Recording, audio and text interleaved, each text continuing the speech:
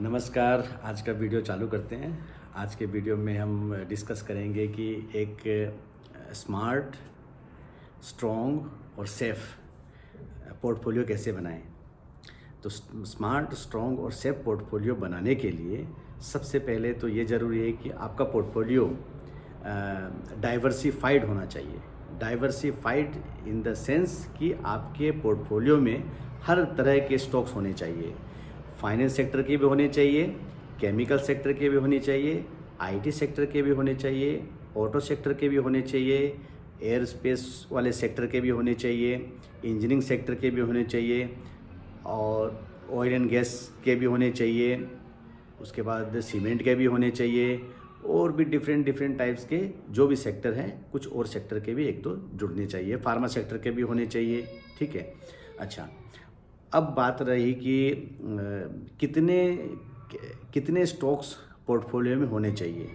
कितने stocks portfolio में होने चाहिए इसका कोई स्पेसिफिक ये नहीं है। और वो क्या है कि अपनी कैपेसिटी के हिसाब से और आप अपने आप को कितना अपडेट रख सकते हैं, आप मार्केट से कितना नॉलेज गेन कर सकते हैं और आप अपने शेयर के बारे में जो हलचल होगी या मार्केट में उसका जो भी एक अपडेट रहेगा वो उससे आप कितनी जल्दी वाकिफ़ हो सकते हैं।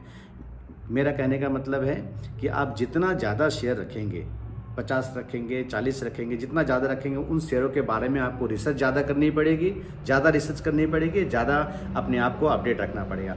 जितना कम रखेंगे उतना रिसर्च आपको उसमें रिसर्च में टाइम आपको कम देना पड़ेगा और अपने आप को अपडेट थोड़ा सा कम रखना पड़ेगा। यानी कि शेयरों के बारे में ज़्यादा शेयरों के बारे में लेंगे तो ज़्यादा है।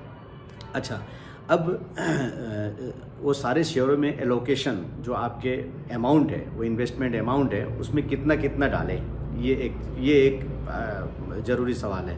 तो कितना कितना डालें, उसमें क्या है कि आप 10% डाल सकते हैं हर सेक्टर में। सपोज आप 10 सेक्टर के लिए हैं, हर सेक्टर में 10% तक डाल सकते हैं, 15% भी डाल सकते हैं, 20% तक डाल सकेंगे। मैक्सिमम टू मैक्सिमम 15 से 18 या 20% तक, उतना में जाना नहीं है। आप 10% से स्टार्ट कीजिए, एक बार 10% सब में दीजिए।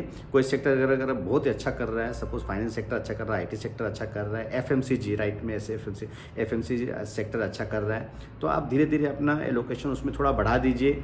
ठीक है। इकोनॉमी अगर सही चल रही है और कोई सेक्टर ख़राब कर रहा है तो थोड़ा सा उसमें कम कर दीजिए। ये कोई हार्ड एंड फास्ट रूल नहीं है कि इसमें इतना ही डालना है। ठीक है ना। लेकिन 10 से 15% का जो दायरा है हायर साइड में वो सही है, उससे ऊपर नहीं जाना चाहिए कोई एक स्पेसिफिक सेक्टर में।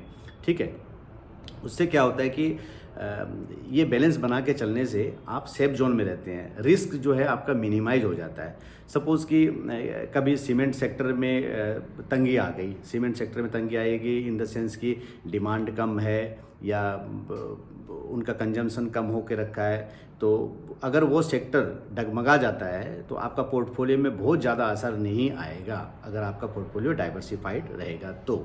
इसीलिए डाइवर्सिफाइड पोर्टफोलियो रहे और लिमिटेड स्टॉक हो। लिमिटेड स्टॉक आप 10 रख लीजिए, 15 रख लीजिए, 20 रख लीजिए, 40 रख लीजिए, 50 रख लीजिए। ठीक है। जितना आप अपने आप को कंट्रोल करके रख सकते हैं।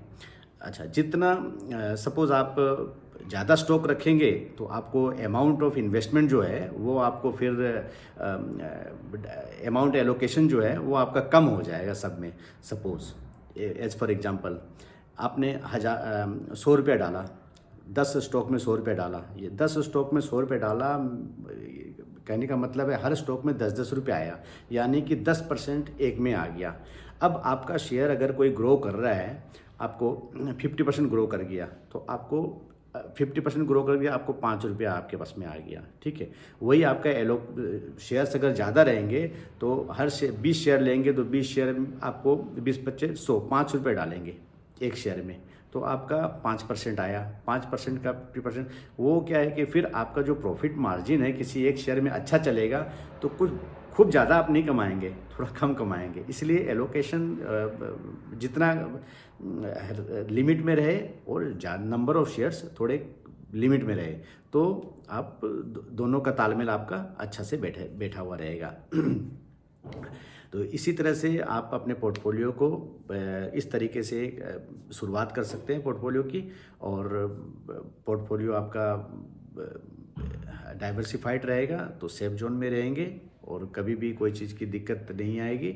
और इसी के साथ हम आज का वीडियो क्लोज करते हैं। Thank you very much. और हाँ, आप सब्सक्राइब करते रहिए। मैं संडे मंडे से शेयर्स के नाम बताना आपको चालू करूँगा, जो कि आप अपने पोर्टफोलियो में एक एक करके शेयर ऐड कर सकते हैं।